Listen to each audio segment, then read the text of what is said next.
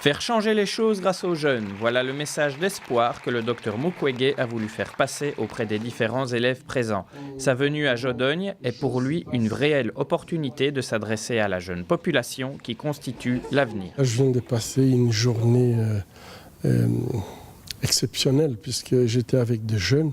Je crois dans la jeunesse, je pense que l'avenir de notre humanité dans les mains de cette jeunesse qui s'interroge par rapport à tout ce qui est en train de se passer autour de nous et qui en fait ne respecte pas la vie humaine. Fondateur de la clinique de Panzi en République démocratique du Congo, le Dr Mukwege est devenu un témoin privilégié des violences sexuelles proférées sur les femmes de son pays. Je trouve ça assez important pour nous qui sommes en réto pour pouvoir se rendre compte de ce qui se passe ailleurs dans le monde et que même si la souffrance et l'injustice n'est pas dans notre pays et dans notre continent, elle est quand même présente et c'est quand même, je trouve ça hyper important pour nous de nous rendre compte de cela. Gynécologue de formation, il soigne plus ou moins 2000 femmes par an dans son hôpital, ce qui lui a valu le surnom de l'homme qui réparait les femmes.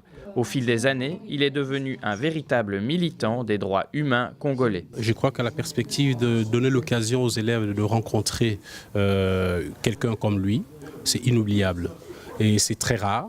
Étant donné son emploi de temps relativement chargé et aussi le fait qu'il voyage énormément et que ce n'est pas toujours facile de pouvoir dégager un moment pour pouvoir aller à la rencontre justement de ces jeunes qui sont en plein épanouissement. Cette rencontre avec la jeunesse a visiblement porté ses fruits. Mais ça s'est très bien passé. Je trouve qu'ils ont posé de bonnes questions, des interrogations en fait que je ne pouvais pas imaginer qu'ils ont un si grand intérêt par rapport à des choses qui se passent si loin d'eux. Pour certains élèves, cette démarche a vraiment été marquante et porteuse d'émotions. Je ne connais pas vraiment ces causes-là. Et le fait d'avoir vu son documentaire et en plus de venir ici à notre école pour nous expliquer les causes, ça m'a sensibilisé et ça m'a même ému. Parce que je me dis, ces femmes-là au moins sont tenues par un homme, que cet homme respecte les femmes et je pense qu'il faudrait respecter les femmes dans le monde comme lui le respecte. En presque 2 heures, le Dr Mukwege a pu s'exprimer librement face aux élèves.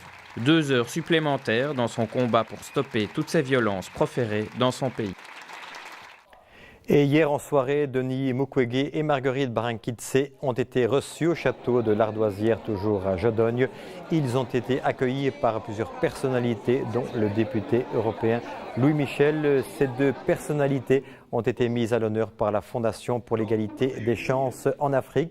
Marguerite Barankitse a reçu le prix 2017, un montant de 100 000 € pour lui permettre de continuer son travail au Burundi. Et via la maison Shalom, elle vient en aide aux orphelins ainsi qu'aux enfants des rues. On la voit recevoir son prix et nous reviendrons sur cette soirée chargée en émotions dans l'une de nos prochaines éditions.